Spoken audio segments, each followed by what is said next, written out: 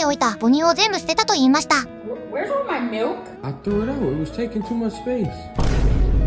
冷凍庫のスペースが足りず、夫は妻に内緒で全て処分してしまったのです。実は母乳専用の冷凍庫を買ってあげるつもりでした。だから夫は妻が家にいない間に冷凍庫を買ってきて設置まで済ませていたのです。All my breast milk? Can't you just pump some oil? I'm gonna pump some out of you. I'm gonna pump some. I left you some. Come here. Ta-da! Wait! And now it's enough room in the freezer for anything more. Yeah, for you, because I'm gonna stuff you there. You touch my